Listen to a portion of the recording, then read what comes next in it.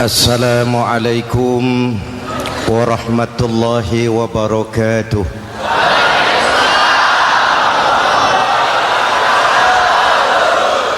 Alhamdulillahillazi ja'ala ramadhana syahra siyami lil mu'minin.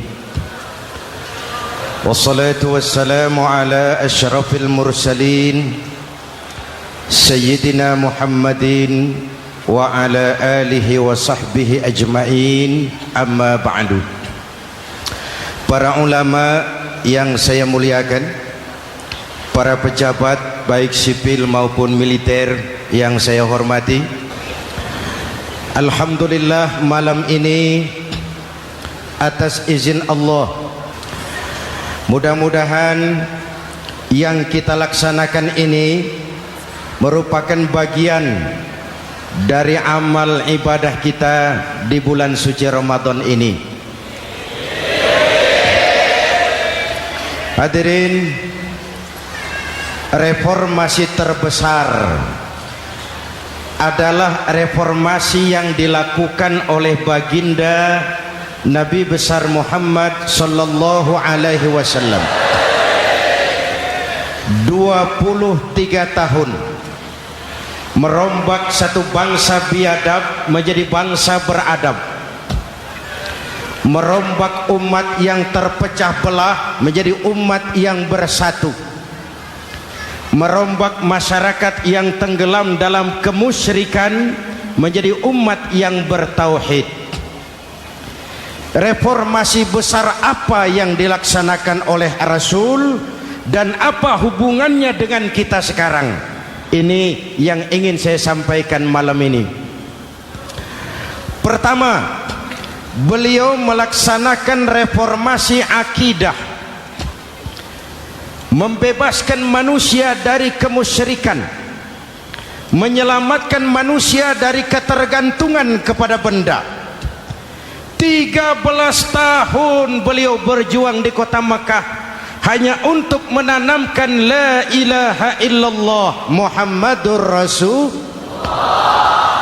Dari sana segalanya dimulai, meletakkan fondasi. Saya yakin tidak ada Tuhan selain Allah dengan seluruh konsekuensinya.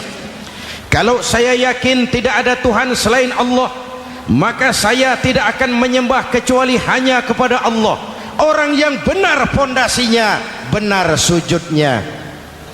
Jelas? Kalau saya yakin tidak ada Tuhan selain Allah, saya tidak akan minta rizki kecuali hanya kepada Allah. Orang yang benar fondasinya, jauh dari korupsi, jauh dari judi.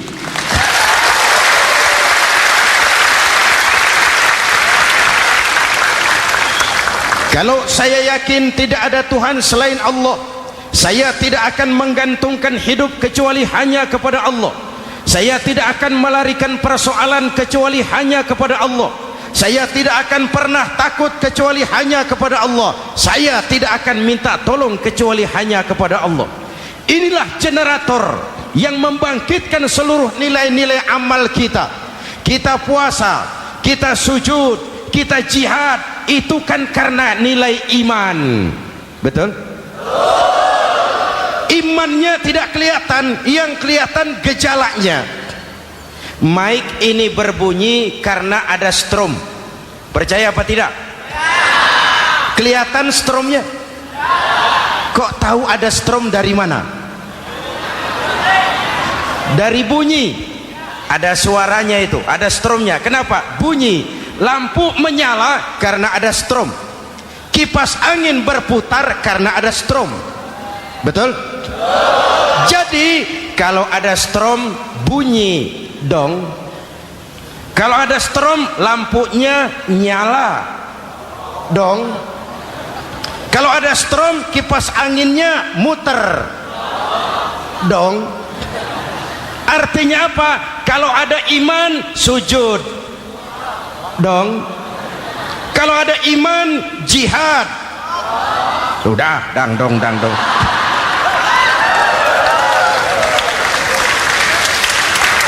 Seluruh amaliyah kita hanya refleksi dari nilai-nilai keimanan, maka dimulai dengan fondasi.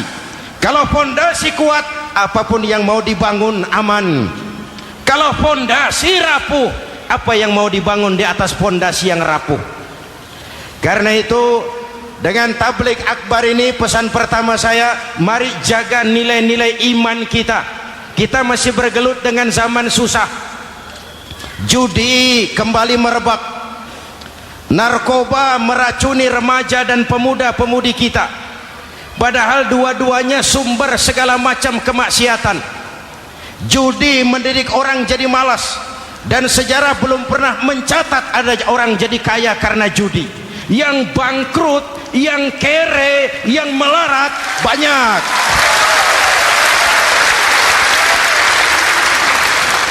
Makanya saya bersyukur di sini nggak ada yang judi. Nggak ada, mana saya nggak lihat di sini. Entahlah kalau di luar sini.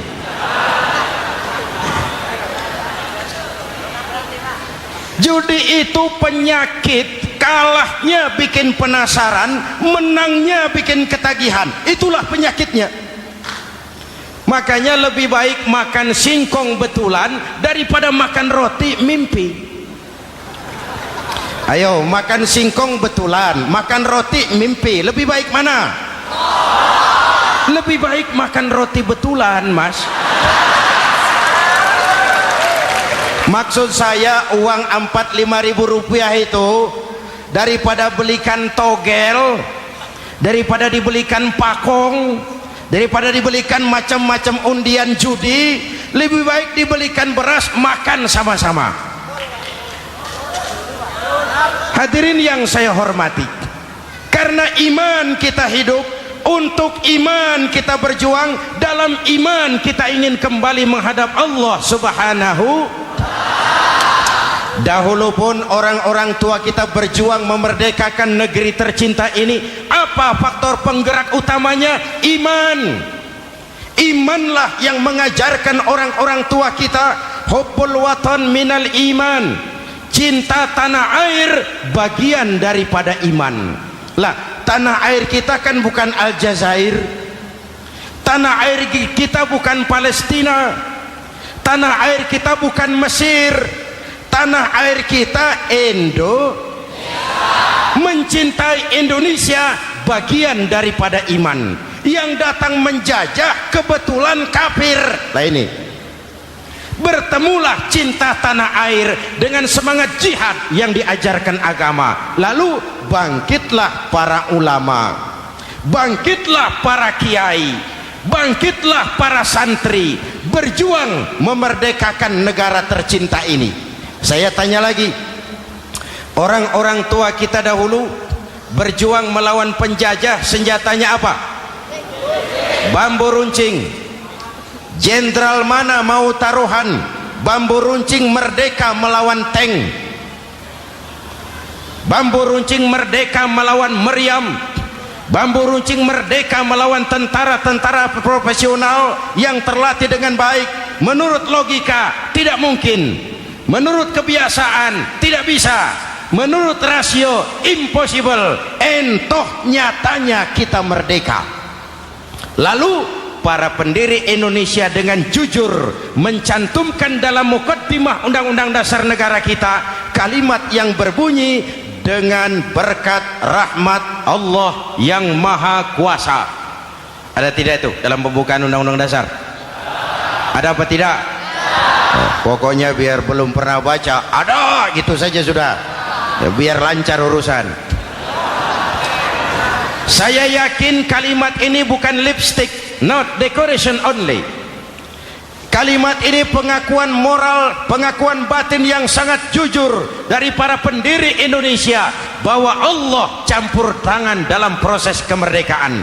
Kalau tidak, nggak ada ceritanya bambu runcing merdeka melawan tank.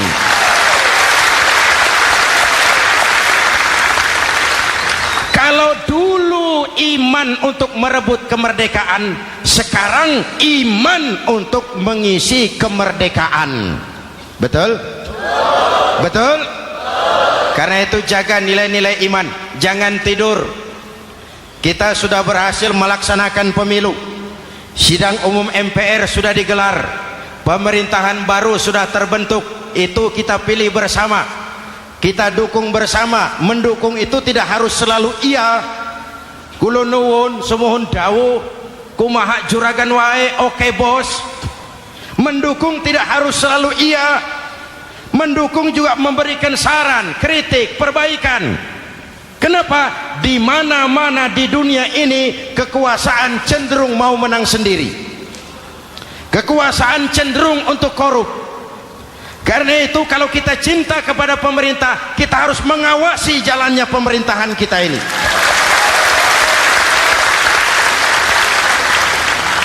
Pengalaman ketika Orde Baru berdiri, kita percaya, kita serahkan penuh, lalu kita tidur. Akhirnya kita jadi susah sendiri. Betul? Umat Islam tidak boleh jatuh dua kali di tempat yang sama. Hari ini lewat sini jatuh wajar, belum tahu barangkali. Besok lewat sini lagi jatuh lagi, goblok tenan. Masa jatuh dua kali di tempat yang sama itu bagaimana? Hadirin yang saya hormati, nilai-nilai iman, intan paling mahal, mutiara paling berharga, tidak lain nilai iman. Imanlah yang menyebabkan kita gembira menyambut datangnya Ramadan, menyingsingkan lengan baju, menghamparkan sajadah, melakukan pendekatan yang intens kepada Allah. Kenapa? Kita mengerti nilai Ramadan. Tempo hari saya berikan contoh. Di tangan kanan saudara ada berlian, harganya 50 juta. Di tangan kiri saudara ada rumput seikat. Berlian dan rumput ini taruh di depan kambing. Kira-kira mana yang diambil kambing? Rumput, dasar kambing. Kambing tidak ngerti nilai berlian. Padahal kalau kambing sedikit mau pakai otak. Kalau berlian yang saya ambil, kata kambing, lalu saya bawa ke pasar, kemudian saya jual, harganya 30 juta, lalu dibelikan rumput, dapat rumput sekabupaten. Tapi kambing tidak ngerti nilai berlian. Yang kambing tahu cuma rumput. Kenapa? Hidup kambing cuma melayani perut. Maka kata Imam Ali karramallahu wajhah, orang yang hidupnya hanya untuk melayani perut,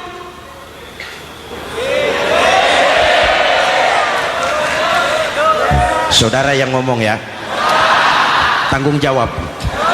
Saya kan cuma mulai, kenapa diterusin?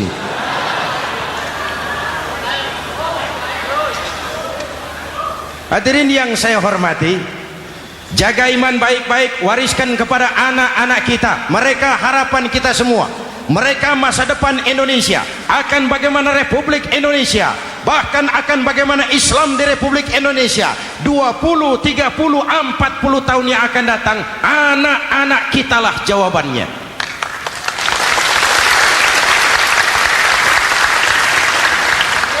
Mereka mau jadi apa, persilahkan, asal iman merupakan landasan hidupnya.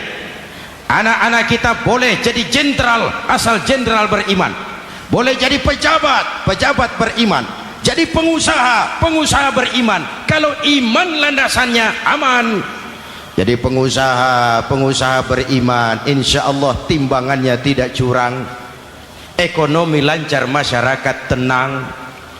Jadi petani, petani beriman, insya Allah tidak menggarap tanah yang bukan miliknya.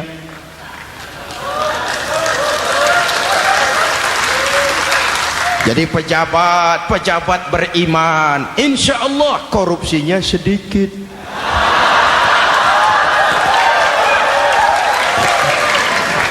Jadi jenderal, jenderal beriman, insya Allah berjuangnya bersama ulama, bukan nangkepi ulama.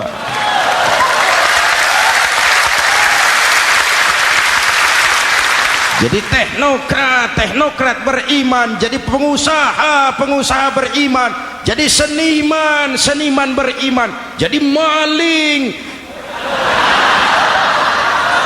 Nggak ada, mana ada maling beriman. iman landasannya, insya Allah aman. Ini yang pertama. Yang kedua, baginda Nabi melaksanakan reformasi sosial. Berupa apa? Membebaskan manusia dari ras diskriminasi, mengikat manusia dengan tali akidah. Diciptakan kita dari laki-laki dan perempuan, dijadikan kita bersuku-suku dan berbangsa-bangsa. Bahkan Quran memulai dengan kalimat syu'ub, wa ja'alnakum syu'uban wa qabaila. Kami jadikan kamu berbangsa-bangsa dan bersuku-suku agar kamu saling mengenal satu dengan yang lain. Saya ingin mengulangi imbauan saya, mari kita tingkatkan kerukunan, 3 macam kerukunan. Pertama, rukun antar umat seagama. Sesama muslim harus rukun. Ya Pak? Ya Bu? Hei.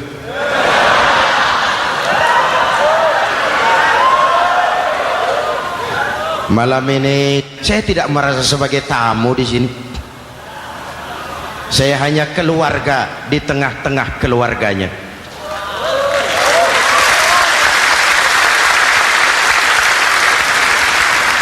Di sepanjang Jawa kah saya, ke Sumatera kah saya, ke Kalimantan saya, ke Sulawesi saya, ke Irian Jaya saya, kemana saja saya pergi, di mana saja saya berada, saya hanya keluarga di tengah keluarganya. Sebagai muslim kita terikat akidah, sebagai bangsa kita punya komitmen, kita ingin bersatu nusa, satu bangsa, satu. Inilah kita. Hadirin yang saya hormati, rukun antar umat seagama. Hura-hura pemilu sudah lewat, ekses-eksesnya harus kita hilangkan. Boleh jadi kemarin-kemarin karena berbeda kaos sama teman gak teguran. Yang sudah-sudah, yang penting sekarang ke depan. Sudah capek kita rakyat diobok-obok. Sudah datang saatnya kita meluruskan saf, merapatkan barisan, menggalang semangat kebersamaan. Rukun antar umat seagama. Begitulah malam ini saya hadir di tengah keluarga sendiri. Yang mengikat kita apa? Akidah. Di masjid kita ditemukan, dan inilah simbol kehidupan umat. Tadi kita sholat isya dan tarawih di sini, menghadap ke arah yang sama, menyembah Allah Tuhan yang sama, melakukan gerak yang sama, membaca bacaan yang sama, dengan bahasa yang sama. Betul? Tapi kita datang dari segala penjuru. Kita datang dari sebelah lor, sebelah kidul, sebelah wetan, sebelah kulon. Di sini di masjid ini kita menghadap ke arah yang sama. Kita yang hadir di sini boleh jadi ada yang dari Sumatera, Kalimantan, Sulawesi, Irian Jaya, tapi kita adalah Indonesia. Jelas? Jelas? Saya sering kasih contoh, coba kalau sholat pakai bahasa masing-masing, ramai masjid, bingung malaikat. Ini Indonesia ramai karena tiap provinsi sholat pakai bahasa masing-masing. Kalau Riau bicara sendiri, Ambon bicara sendiri, Aceh bicara sendiri, Irian bicara sendiri, ramai masjid. Jelas? Jelas? Yang imam pakai bahasa Indonesia, takbir, Tuhan yang maha besar. Gagah sekali, bingung malaikat. Kembali kita kalau sholat pakai bahasa masing-masing. Betapa ramainya masjid, itu cermin dari bangsa yang tidak bisa menjaga kesatuan dan persatuan. Uni Soviet almarhum, al-mal'un, itu negara adidaya, negara adikuasa, bersama-sama dengan Amerika menjadi polisi dunia. Tetapi kemudian dihantam oleh glasnost yang kebablasan, Gorbachev terpental, Soviet pecah jadi negara kecil berkeping-keping. mimpi mengembalikan Soviet seperti dulu. Begitulah kalau kita biarkan benih-benih disintegrasi ini terus berkembang, tidak ada lem perekat, maka kita akan pecah berkeping-keping dan kita akan jadi satu bangsa yang kecil. Oleh karena itu, yang pertama, jaga kerukunan antar umat seagama. Berbeda pendapat boleh, berpecah belah jangan. Berbeda partai oke, tapi berbeda dalam wawasan bernegara jangan. Jujur saja, saya kemarin musim pemilu itu sudah agak pesimis melihat, batin saya menjerit, ya Allah, kenapa umat jadi begini? Kenapa umat harus terkotak-kotak? Terlalu banyak partai-partai Islam waktu itu, 20 lebih. Begitu sidang umum MPR berjalan, saya mulai melihat titik optimisme. Ada yang mengkristal, di mana orang tidak lagi melihat partainya, tetapi melihat nilai-nilai imannya. Itulah yang memang utama buat kita.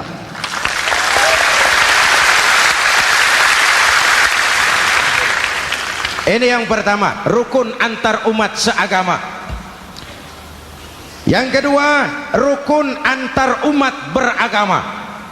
Beberapa hari yang lalu ada kejadian yang mengenaskan di Jakarta Timur, Cipayung.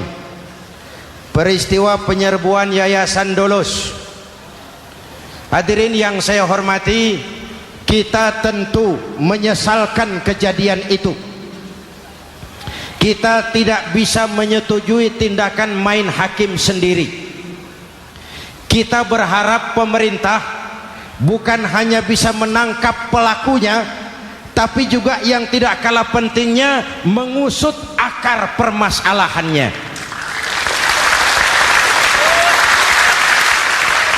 Kenapa itu terjadi?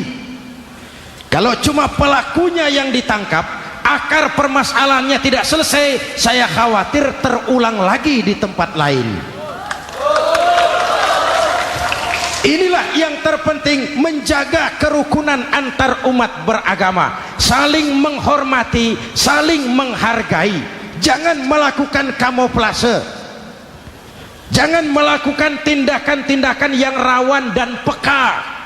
Misalnya umat Islam membangun masjid di tengah perkampungan orang Kristen, padahal tidak ada Islamnya di situ. Itu bisa menimbulkan kerawanan.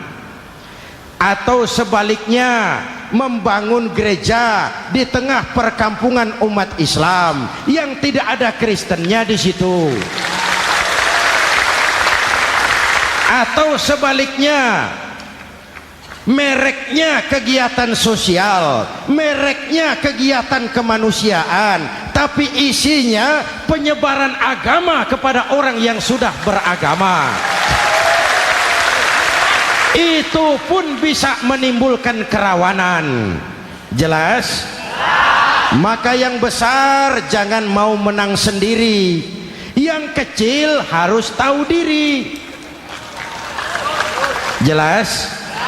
Mari saling menghormati, mari saling menghargai dalam batas lakum dinukum. Menangkap pelakunya penting, mengusut akar permasalahannya itu pun tidak kurang pentingnya. Hadirin yang saya hormati, Islam agama toleran, baik dari prinsip ajarannya maupun dari sikap umatnya. Islam agama yang rahmatan lil alamin. Kita punya kewajiban untuk membuktikan bahwa Islam bukan merupakan ancaman. Islam adalah alternatif. Islam adalah solusi. Islam bukan ancaman. Yang hadir di sini bukan perusuh, bukan umat biang kerok. Ini umat yang cinta damai.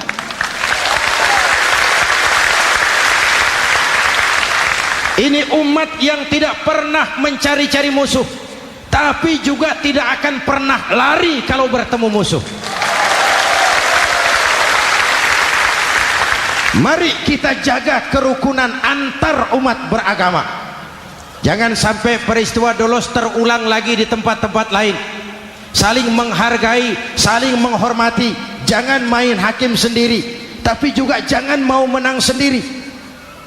Hadirin yang saya hormati, dengan menjaga kerukunan antar umat beragama, akar keutuhan kita sebagai bangsa semakin terpelihara. Lalu yang ketiga, rukun antar umat beragama dengan pemerintah. Tadi kita sholat di sini ada imam, ada makmum, betul? Kalau makmum siapa saja boleh, Mas. Tidak ada pemilihan makmum. Fikih itu ketat kalau sudah memilih imam. Nih makmum siapa saja. Pak, itu orang pemabuk itu, boleh jadi makmum. Suka mencuri, Pak, boleh jadi makmum. Bacaannya tidak fasih, boleh jadi makmum. Ketinggalan 1 rakaat, boleh jadi makmum. Tapi tidak tiap orang boleh jadi imam. Kenapa? Imam mau mimpin orang banyak. Kalau dia bodoh, bagaimana nasib makmumnya?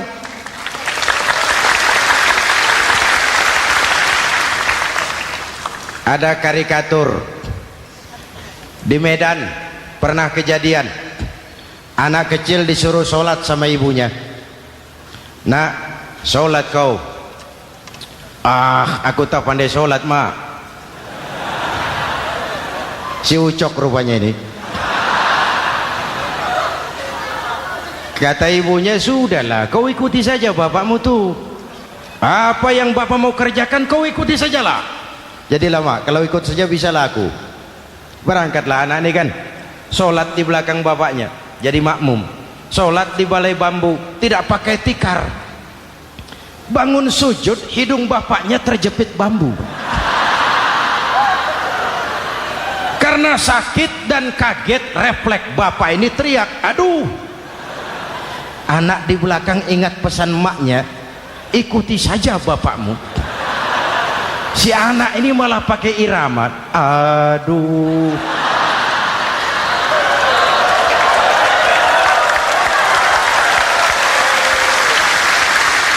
Lah, ada yang lebih gendeng lagi, mendengar anaknya mengadu, bapaknya menoleh ke belakang. Kata bapaknya, kau kejepit juga, Cok, katanya. Sholat jadi ngobrol. Kalau makmum dan imam sama bodohnya, rusak sholat ini.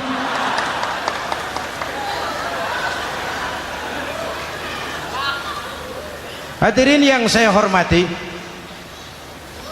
rukun antar umat beragama dengan pemerintah, pemerintah yang legitimate, yang dihasilkan lewat proses demokrasi. Benarnya kita dukung, salahnya kita tegur, kita kritik, kita perbaiki, kita berikan saran-saran yang baik. Sekali lagi, jangan tidur. Sudah lewat masanya. Kemarin-kemarin kita menghadapi satu masa yang penuh krusial. Sudah datang saatnya kita bersama-sama bahu membahu mengatasi kesulitan besar yang tengah kita hadapi sekarang ini. Dengan 3 kerukunan ini, insya Allah keutuhan kita sebagai bangsa akan lebih terpelihara. Ini reformasi kedua. Dalam konteks kita sekarang, menjaga semangat kebersamaan. Saya sering mempopulerkan di masyarakat kita, umat Islam bangsa Indonesia seperti 5 jari ini. Kalau kompak, apa yang tidak terpegang? Tapi kalau berpecah belah, apa yang mau dipegang? Yang ini namanya ibu jari.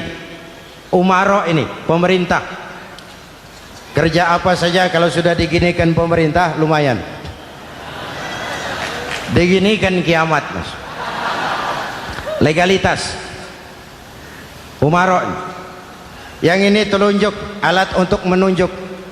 Ini orang yang punya uang, orang kaya, para pengusaha, investor. Kita perlu untuk memulihkan roda perekonomian kita.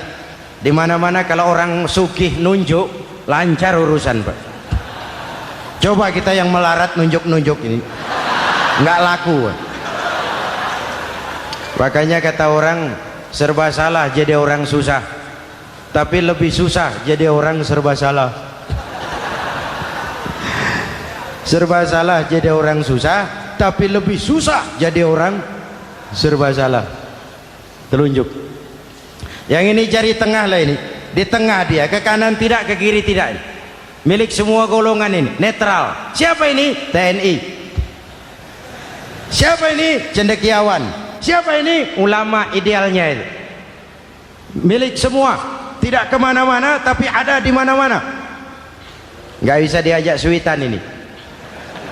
Nggak ada anak-anak main kelereng suitnya begitu, itu nggak ada.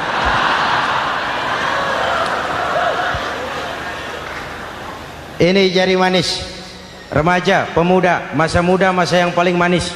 Semua harapan milik pemuda. Belum pernah saya dengar ada orang pidato para kakek-kakek harapan bangsa, belum pernah. Mesti kalau sudah harapan umat, pemuda, harapan negara, pemuda, harapan agama, pemuda, harapan bangsa, pemuda, harapan pemudi. Jari manis. Yang ini kelingking, jari paling kecil ini. Ini kaum wanita ini. Perempuan kecil tapi mantap. Masya Allah. Ini ibu jari ini besar ini. Sweet ketemu kelingking, kalah ibu jari ini. Di mana-mana kekuasaan sering kalah sama perempuan. Siapa yang mendorong-dorong Nabi Adam memetik pohon buah khuldi? Kelingking. Kelingking. Kelingking. Julius Caesar tunduk kepada Cleopatra. Siapa Cleopatra? Kelingking.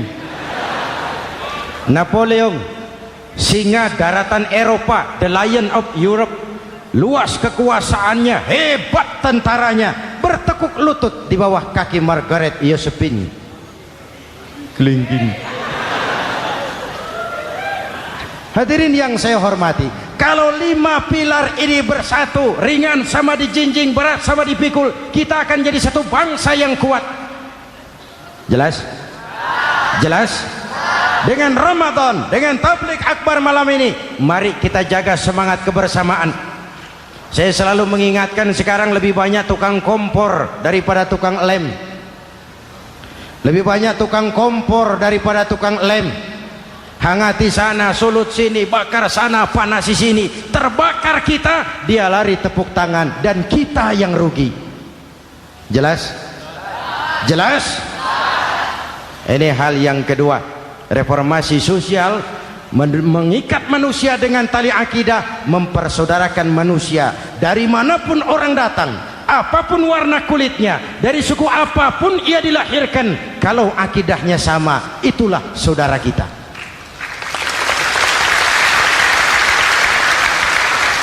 Kembangkan terus kerukunan antar umat seagama, antar umat beragama, dan antar umat beragama dengan pemerintah. Muslim bagaikan satu tubuh. Jikalau yang satu sakit, yang lain ikut merasakan sakit. Muslim bagaikan sebuah bangunan, yang satu sama lain harus saling memperkuat. Ada yang jadi tiang, tentu. Ada yang jadi pintu, memang. Ada yang jadi genteng, iya. Tapi satu sama lain harus saling memperkuat. Tidak bisa genteng ngomong sama tiang. Kata genteng, saudara tiang, kamu sih enak, saya setengah mati. Kata genteng, hujan kehujanan, panas kepanasan, kadang-kadang anak-anak nakal saya dilontari batu. Kata genteng.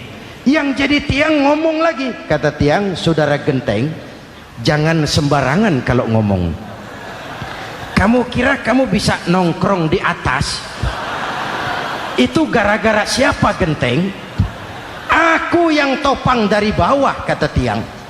Kamu jadi anggota DPR, jadi anggota MPR, jadi pejabat, kami rakyat yang angkat.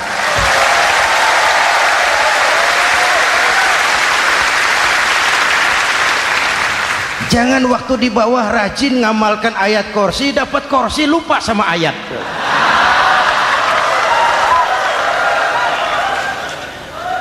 Mari ringan sama kita jinjing, berat sama kita pikul, duduk ya kita sama rendah, berdiri kita sama tegak. Tidak ada warga negara kelas 1 di Republik ini.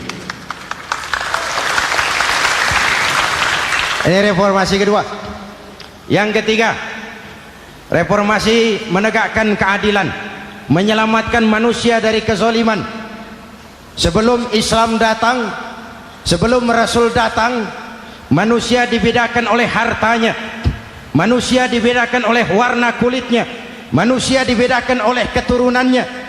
Beliau dengan tegas mengajarkan, innallaha la yanzuru ila suwarikum wala ila amwalikum walakin yanzuru ila qulubikum wa a'malikum.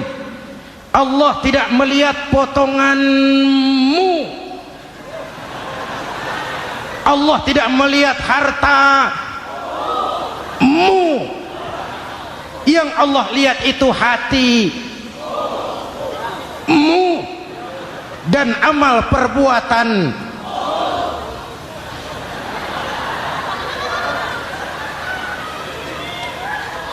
Perjuangan menegakkan keadilan. Hadirin yang saya hormati, itulah yang menyebabkan reformasi kita menggelinding, menuntut keadilan, baik keadilan di bidang politik, keadilan di bidang ekonomi, keadilan di bidang hukum. Nabi pernah mengingatkan, hakim, kata Nabi, itu ada 3 macam. Al-qudatu salasatun. Hakim ada 3 macam.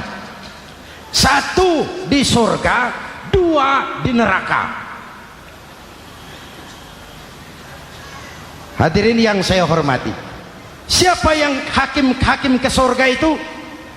Ada hakim yang tahu tentang kebenaran, lalu siap melaksanakan kebenaran itu, menghukum dengan kebenaran apapun resikonya, walaupun dimusuhi atasannya, walaupun bertentangan dengan nuraninya, karena itu orang yang dia sukai, tapi dia tetap melaksanakan hukum. Hakim yang mengerti tentang kebenaran sesuatu lalu melaksanakan hukum dengan kebenaran itu yang akan sampai ke surga.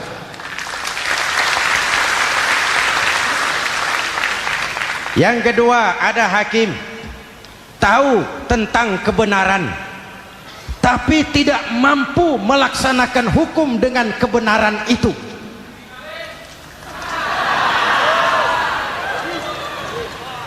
Tahu sesuatu itu benar tetapi tidak punya nurani untuk membela kebenaran, mengetahui kebenaran tapi tidak berdaya untuk memperjuangkan kebenaran.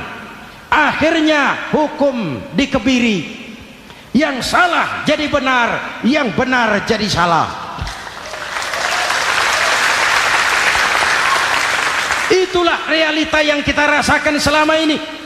Yang baca Quran dengan suara merdu dapat piala, yang mengamalkan Quran dengan konsekuen dapat penjara, yang berteriak-teriak menegakkan keadilan dianggap aneh, yang korupsi habis-habisan hidup terhormat.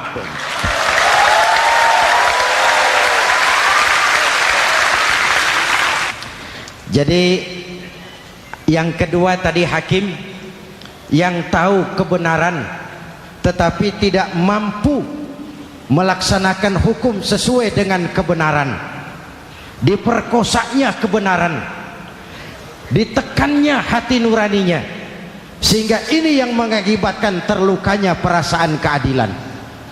Yang ketiga lebih celaka lagi, ada hakim yang tidak mengerti tentang kebenaran lalu melaksanakan hukum dalam ketidakmengertiannya, bodoh melaksanakan hukum dalam kebodohan, itu pun menyebabkan orang masuk neraka. Na'udzubillah.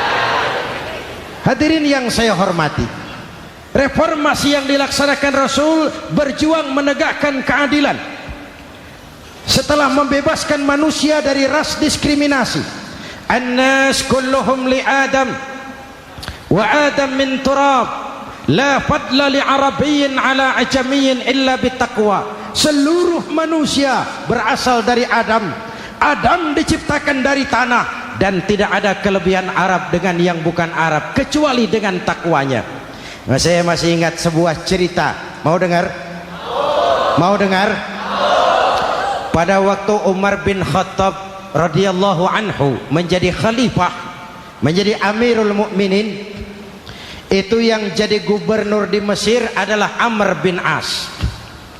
Satu saat Amr bin As ingin mendirikan masjid, tapi tanah lokasi masjid itu milik orang Yahudi, ada gubuk di situ. Dipanggil Yahudi ini oleh Amr bin As. Saudara Yahudi, iya. Itu rumahmu ya? Iya. Sudah tahu belum? Belum. Ya memang saya belum kasih tahu. Begini, kamu bangun sembarangan saja, rumahmu kena jalur hijau itu. Lalu saya mau bangun masjid di situ. Ya tapi ada rumah saya, Pak. Sudahlah, rumahmu saya bayar, saya beli. Enggak mau, Pak. Rumah saya cuma itu-itunya. Saya bayar 2 kali lipat. Enggak mau, Pak. Enggak mau. Sudahlah, saya ganti rugi. Ya enggak mau, Pak. Namanya juga ganti rugi, Pak. Biar digantikan tetap rugi. Mangkel Amr bin As ini wong cilik kok bertingkah amat. Si amat aja nggak bertingkah. Panggil kamtib. Hei, gusur. Ditarik rumah Yahudi ini, ambrol. Menitiskan air mata si Yahudi di sudut kehidupan. Begini wong cilik ini sudah jatuh tertimpa tangga. Rumah cuma sak gubuk-gubuknya diderek oleh petugas. Pikir-pikir Amr bin As kan cuma gubernur, di atasnya kan masih ada khalifah Umar bin Khattab. Saya mau lapor ke pusat. Berangkat Yahudi ini dari Mesir menuju Madinah, berhari-hari berjalan, sambil berpikir, ini nanti kalau saya laporan kepada khalifah, apa pengaduan saya diterima? Wong saya rakyat kecil, lagian Yahudi, sementara yang menggusur saya ini gubernurnya sendiri. Terus dia berjalan sampai di kota Madinah. Lewat tengah hari dia mulai cari-cari. Ada orang, ketemu orang sedang tidur di bawah pohon kurma. Selamat siang, Pak. Siang. Saya mau numpang tanya, Pak. Tanya apa? Bapak tahu Khalifah Umar bin Khattab? Tahu. Istananya di mana, Pak? Istananya di atas lumpur. Di atas lumpur? Iya. Pakaian kebesarannya apa, Pak? Sutra? Bukan. Pakaian kebesarannya malu dan takwa. Pengawalnya banyak, Pak. Banyak. Berapa peleton? Pengawalnya yatim, orang jompo, kelompok mustad'afin, orang-orang lemah, janda-janda tua.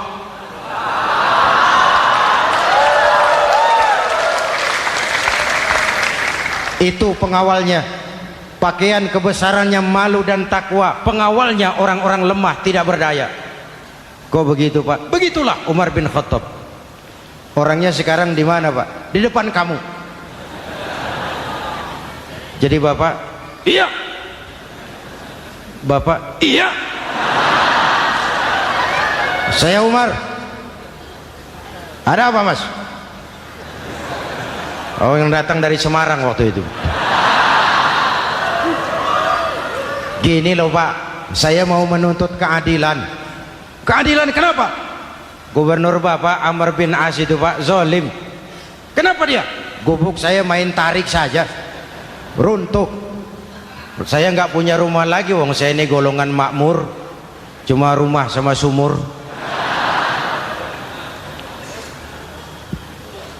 Lalu untuk apa? Katanya dia mau bangun masjid di situ, Pak.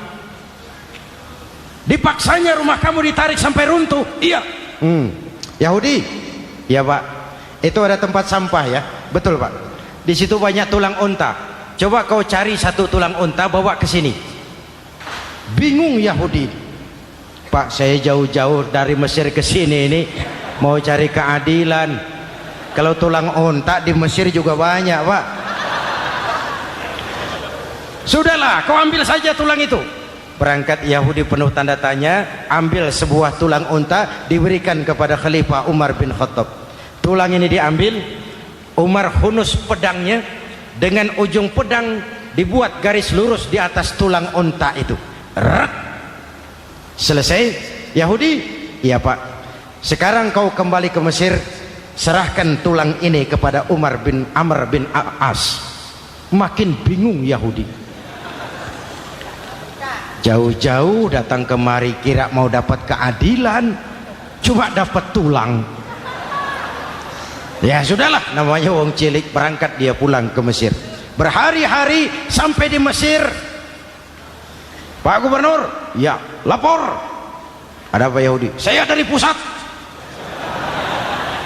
Loh, kamu dari Madinah? Iya Pak. Ngapain sih kamu ke sana-sana? Nuntut keadilan. Kamu bertemu Khalifah? Ketemu Pak. Terus? Tulang.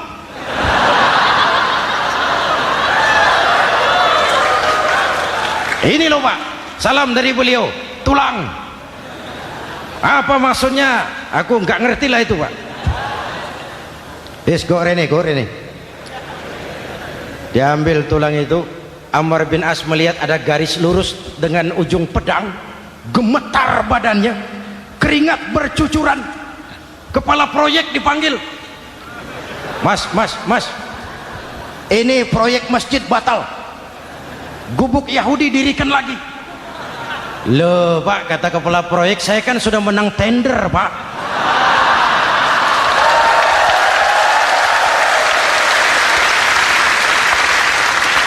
Wes, nggak ada urusan, sampean mau menang mau kalah tender, proyek batal.